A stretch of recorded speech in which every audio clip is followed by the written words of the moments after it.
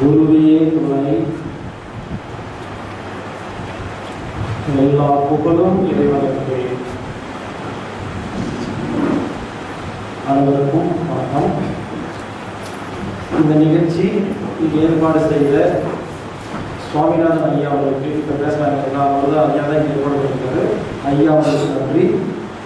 மற்றும் கிருஷ்ணா ப்ராப்பர்ட்டிஸ்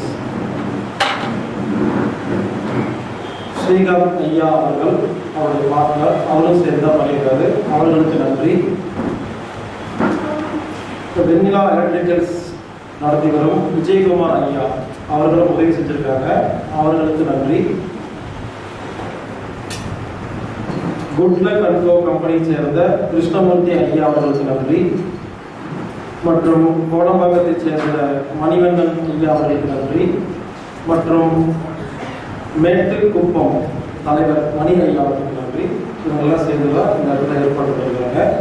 அது இல்லாமல் இந்த மண்டபத்தை நமக்கு கொடுத்த சென்னை மேயர் துரைசாமி ஐயா அவர்களுக்கு நன்றி. மற்றும் இவங்களுக்கு கூட பல அம்மாக்கள் பல ஐயாக்களும் சேர்ந்திருப்பாங்க. அவங்க பெயர் தெரியல.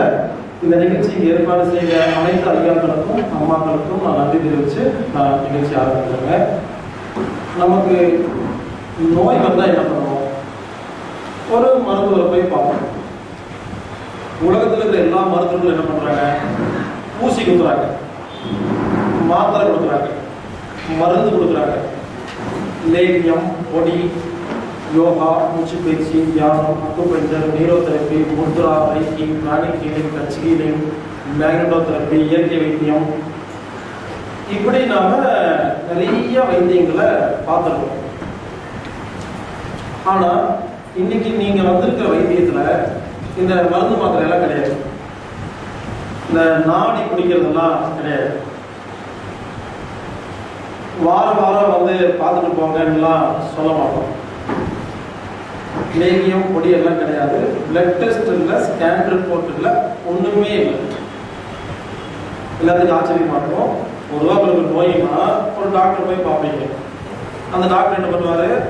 அவர் என்ன பண்றாரோ முதல்ல நீங்க என்ன பண்ணுவீங்கன்னா ஒரு உங்க நோயை பத்தி பேச ஆரம்பிப்பீங்க. டாக்டர் நான் வந்து 2004 முதல்ல பாத்ரூம் போய் வலிக்க விடுறேன் அப்போ அப்படின்னு ஆரம்பிச்சு உங்க மொத்த ஹிஸ்டரி அந்த நோயை பத்தி பேசி முடிக்கிறதுக்கு 3/4 மணி நேரம் டாக்டர் காதுல ரத்தம் வரும். சரி நிறுத்துங்க அப்படின்னு சொல்லிட்டு பெரிய பெரிய ஃபைல்லாம் வச்சிருப்பீங்க, ஏகப்பட்ட ரிப்போர்ட்லாம் வச்சிருப்பீங்க.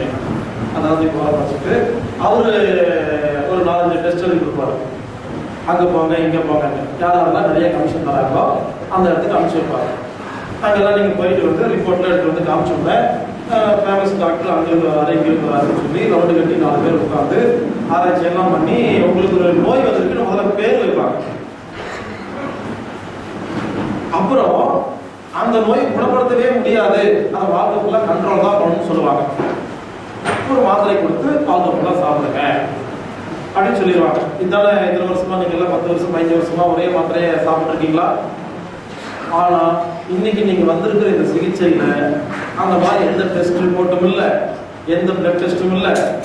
இதுல ஒரு விஷயம், முக்கியமான விஷயம் என்னன்னா உங்க நோயை எங்கிட்ட சொல்லவே வேண்டாம். ஏங்க ஒண்ணுமே இல்லைன்னா அப்புறம் என்னதான் பண்ணுவீங்கன்னு கேட்டீங்கன்னா ஒண்ணு இல்லைங்க. எங்கிட்ட யாராவது ட்ரீட்மெண்ட்டுக்கு வரலாம், இந்த மாதிரி சேர்ல வந்து உட்காந்துக்கணும். நான் இந்த மாதிரி மைக்கில் உட்காந்து மேடையில் உட்காந்து மைக் பிடிச்சிக்குவேன். நான் 6 மணி நேரம் தொடர்ந்து பேசுவேன். அதை உட்காந்துருக்கிற எல்லாரும் கேட்கணும். இதுதான் ட்ரீட்மெண்ட். கதவை சாப்பிடுவோம், பெரியெல்லாம் போக முடியாது, வழியே இல்லை.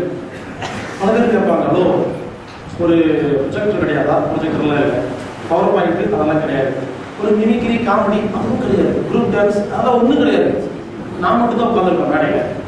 நான் தான் பேசிட்டு இருப்பேன். 6 மணி நேரம் என் மூஞ்சி தான் பார்த்துட்டு இருக்கோம். ஹலோ இந்த விளையாடுறீங்களா? நோட்டீஸ்ல ஏதோ நோயின்னு போட்டீங்க, சிகிச்சைன்னு போட்டீங்க, இருக்கிற வேலை கட்டி விட்டுட்டு லீவை போட்டு இங்கே வந்து உட்கார்ந்தா நீ இன்னமும் மேடை மேல தனியா உட்காந்து 6 மணி நேரம் மொக்கா போடுவியாமா? நாங்கள் எல்லாம் உட்காந்து கேட்கணுமா? இதுக்கு பேசாம நான் நோயோட இருந்துட்டு போயிருவேன்னு சில பேர் யோசிக்கிறது உண்டு. உங்களுக்கு என்ன, ஒரு வேளை 6 மணி நேரம் நான் பேசி உங்க நோய் குணமான ஒத்துக்க மாட்டீங்களா? உங்களுக்கு நோய் குணமான போதும் இல்ல, அவ்வளவுதாங்க.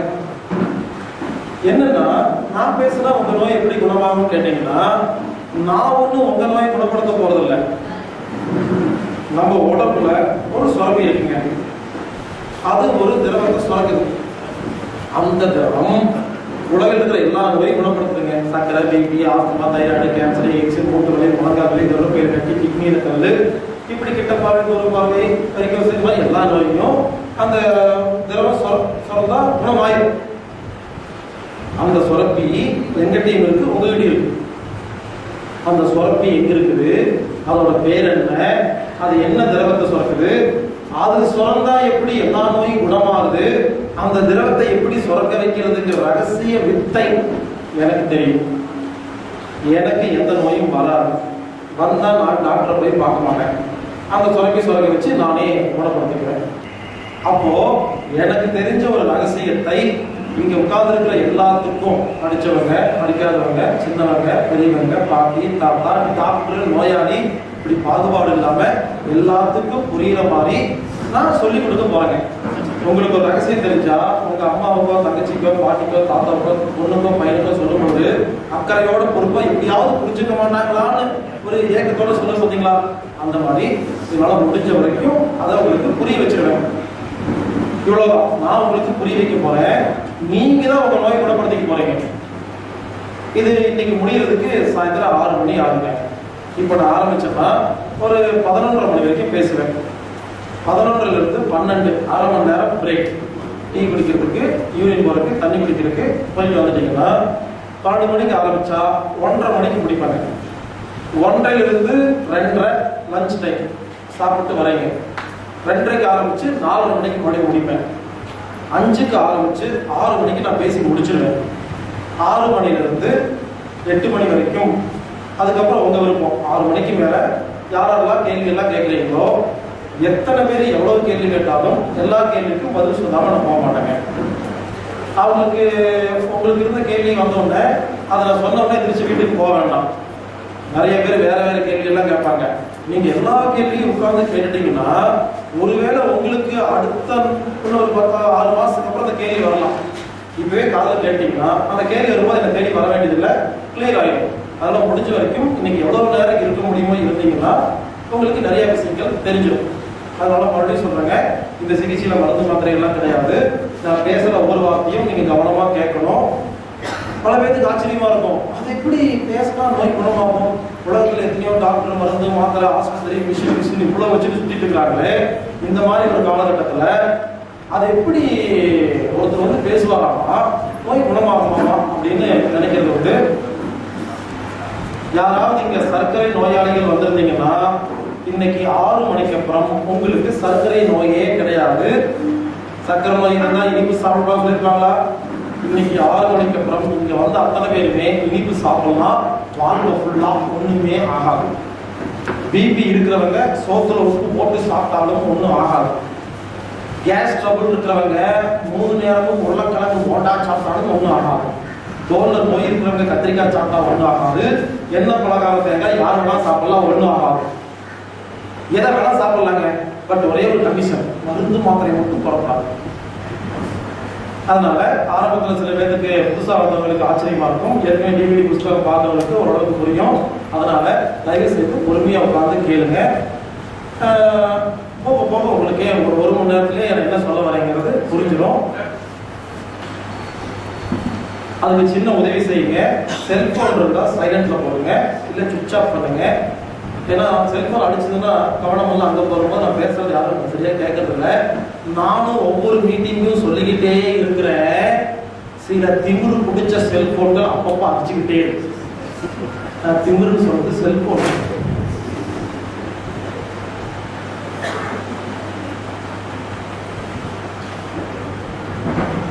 மறுபடியும் சொல்றாங்க, இதுல மருந்து மாத்திரையெல்லாம் ஒண்ணும் இல்லை, வெறும் பேச்சு மட்டும்தான் இருக்குது. ஞானத்தின் மூலமாக நோய்களை எப்படி குணப்படுத்துறதுன்னு பல பேர் நினைச்சிட்டு இருக்கிறாங்க. நான் ஒருவேளை மருந்து கொடுப்பேன், மாத்திரை கொடுப்பேன், கிடையாது. சில பேர் பார்க்குறாங்க நம்ம டப்பா வச்சிருக்காரு, போகும்போது ஒவ்வொரு நோய்க்கு வேற வேற மருந்து கொடுப்பாங்க. அதெல்லாம் ஒன்றும் இல்லை, இது சாதாரண தண்ணி எனக்கு குடிக்கிறதுக்கு. இதில் இளநீர் இருக்குது, இது எனக்கு குடிக்கிறதுக்கு. இதில் மோர் இருக்கு, எனக்கு குடிக்கிறதுக்கு. இங்கே இருக்கிறதெல்லாம் எனக்கு, உங்களுக்கெல்லாம் கிடையாது. மருந்து இல்லை, மாத்திரை இல்லை. ஏன் சொல்றேன்னா, ஒரு 5 வருஷத்துக்கு முன்னால கோயம்புத்தூர்ல புனியமுத்தூர்ங்கிற ஊர்ல இதே மாதிரி மீட்டிங் நடந்துச்சு. ஒரு 300 பேர் உட்காந்துருந்தாங்க. காலைல 10 மணிக்கு பைக்கு பிடிச்சேங்க, 4 மணிக்கு முடிச்சேன். அப்போ லஞ்ச் எல்லாம் கிடையாது, அப்பெல்லாம் ஃப்ரீ தான். இப்போதான் ஃபுல் டே நடந்துட்டு இருக்கு. அப்பெல்லாம் ஃப்ரீயா நடத்துவேன், லஞ்சே கிடையாது. பேசி முடிச்சாங்கன்னா பணம் இருக்காதுங்கிட்ட எல்லாம் ஃப்ரீ சொல்லுவேன், மண்டலோட மட்டும் போய் நடத்திட்டு இருப்பேன். அப்போ 4 மணிக்கு பேச்சை முடிச்சுட்டேன். யோசிச்சு பாருங்க, காலையில் 10 மணிக்கு பைக்கு பிடிச்சா 4 மணிக்கு பேசி எவ்வளோ டயர்டா இருப்பேன். அவ்வளவுதாங்க, இந்த மாதிரிலாம் பண்ணா எல்லா நோயும் குணமாயிடும். ஏதாவது கேள்வி இருந்தா கேளுங்கன்னு கேட்டேன். ஒரு பாட்டி எந்திரிச்சாங்க. எனக்கு ஒரே சந்தோஷம், இவ்வளவு பேத்துல பாட்டிக்கு சந்தேகமான மைக் கொடுக்கமா அப்படின்னு. அந்த பாட்டி மைக்கை வாங்கி கேட்டாங்க, தம்பி நானும் வந்து பாக்குறேன், நீயே பேசிட்டு இருக்கிறியே, டாக்டர் எப்போ வருவாங்க அப்படின்னு. இன்னைக்கு யாராவது 6 மணிக்கு எங்க டாக்டர் கேட்கக்கூடாது, எங்க மருந்து மாத்திரம் கேட்கக்கூடாது. ஒவ்வொரு வார்த்தையும் கவனமா கேளுங்க. அதனால மறுபடியும் இந்த நிகழ்ச்சிக்கு ஏற்பாடு செய்த அனைத்து ஐயாக்களுக்கும் அம்மாவுக்கும் நன்றி தெரிவிச்சு நேரடியாக ஆரம்பிக்கிறேங்க. ஐயா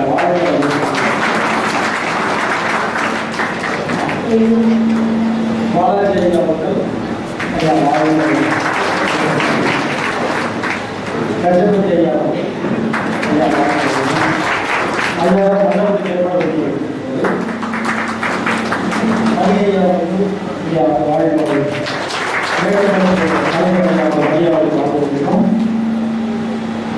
விஜயகுமார் ஐயா, கிருஷ்ணமூர்த்தி ஐயா, விஜயகுமார் ஐயா அவர்கள்,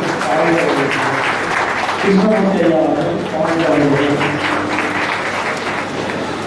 மணிவண்ணன் ஐயா அவர்கள், அனைத்து ஐயாவுக்கும் நன்றி.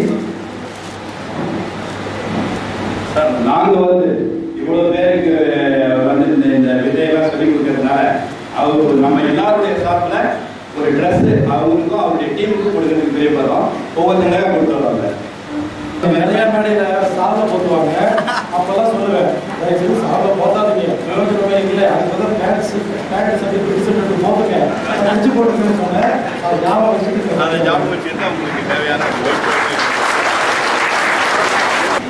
சஞ்சய் ஐயா அவர்கள் ஆஃபீஸ் இருக்கிறாங்க.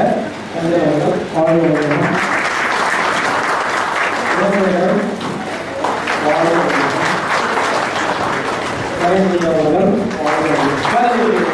மொத்தம் 16 பேர் வேலைக்கு இருக்காங்க. இவங்க வேலை என்னன்னு கேட்டீங்கன்னா, ஒரு நாளைக்கு 1000 ஃபோன் இருக்கு, இன்டர்நேஷனல் லெவலில் இருக்கு. எல்லாத்தையும் பேச முடியல. இவங்கெல்லாம் ஏற்கனவே நம்ம கூடவே இருக்கிறதுனால அதுக்கான பதில் சொல்லிட்டு இருக்காங்க. முக்கியமாக சொல்றாங்க, காதல் ரத்தம் வருது அப்படின்றது தான். சில நேரத்தில் இவங்க அம்மா அப்பா யாராவது ஃபோன் பண்ணி பேசினா, டிவிடி முழுசா பார்த்துட்டீங்களா, அந்த அளவுக்கு அத்தனை பேர் ஃபோன் பண்ணி பேசுறாங்கிறத யாரும் ரிவ்யூ புக்கு ஒழுங்காக பார்க்கறது இல்லை. முழுசா படிச்சு பார்த்தீங்கன்னா கூப்பிட்டு கேட்கறது ரொம்ப கம்மியாயிடும். எனக்கு கொஞ்சம் சுலபமாக இருக்கும்.